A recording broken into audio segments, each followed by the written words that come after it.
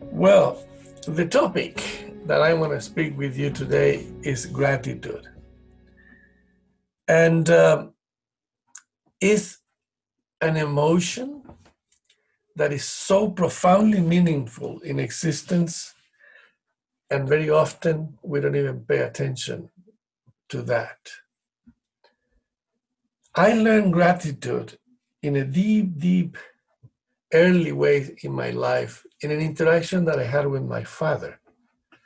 My father fought the Civil War in Spain, and he ran out. He went to France. And from France, in an extraordinary story that I would love to tell you, but it will take long, he ended up living in Chile, far in the world. My father went through the last 2 months that he was in Spain, 2 months, there was no food. It's not an expression, no. It's there was no food, zero. They ate roots, leaves, rats, whatever. So my father got to know what hunger is. So one day, and I was around 8, I think I was 8, moving closer to the 9 years old. My father one day was by himself in the dinner table. With in front of him there was a dish with tomato salad. So my father called and said, "Julio, come here."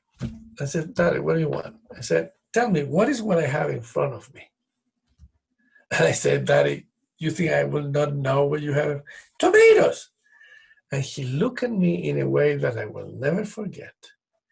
He looked at me and said, "No, my son, this is a miracle." And I knew that what he was talking about was beyond my sight at that moment. But the message he sent me is the essence of gratitude is you take out of transparency what is profoundly important and meaningful in life. So I went through life and that message never disappeared.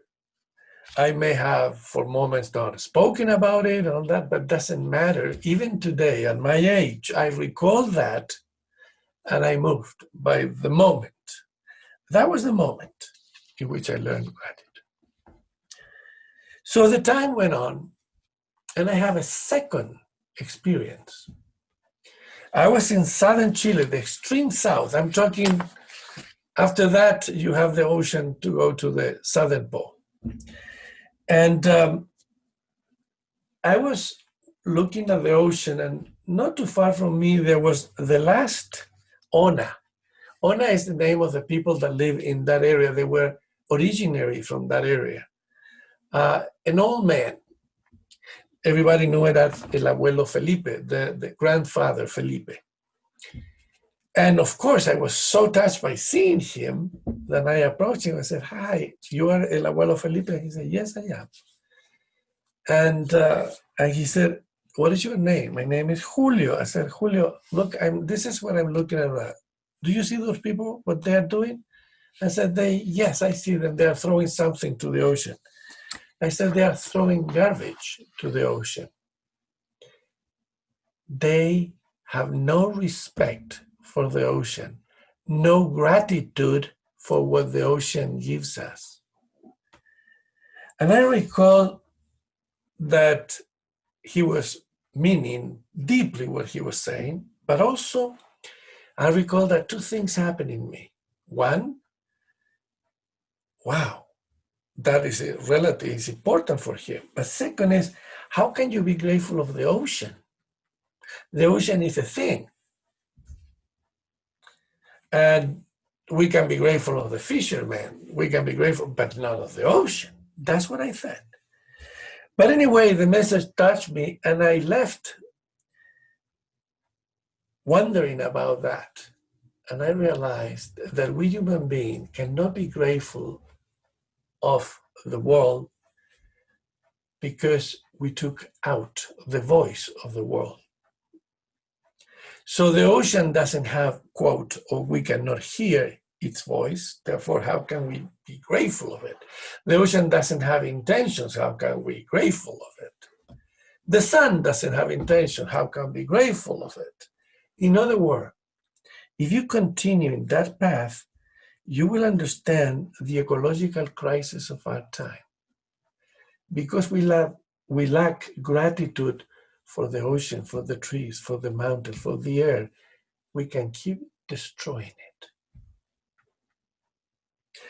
So gratitude for me is one of the most critical emotions that we can live in touch with. It has to do with the appreciation of what we have. It has to do with satisfaction. It has to do with reverence. In that sense, gratitude has a spiritual touch. When I am grateful, I'm not saying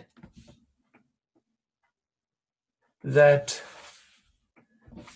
what I receive is the biggest thing I could. It has nothing to do with it. It takes out of transparency the beauty of what I'm getting. For instance, water. We open the faucet and there's water. What am I going to be grateful for it? Come on.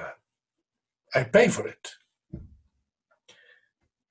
So this is another thing. The idea that we deserve something, the idea that we have earned something, curiously enough, deprive us from gratitude. I said, you deserve it, fine, but you receive what you deserve. Are you not grateful for that? Well, why should I be? I earn it. All that put us in a path far away from joy. And there's another thing. In gratitude, we have the opportunity to celebrate the most simple things of existence on a daily basis. You know that I'm grateful that you are listening to me? I'm grateful that I can speak. And I am grateful that people trust me to speak to me about the most deepest, most profound things of their life. How can I not be grateful for that? So the lack of gratitude in our existence, in our society, doesn't allow us to appreciate what we have. We only appreciate what we don't have. That produces a profound emptiness in our soul. I have this car.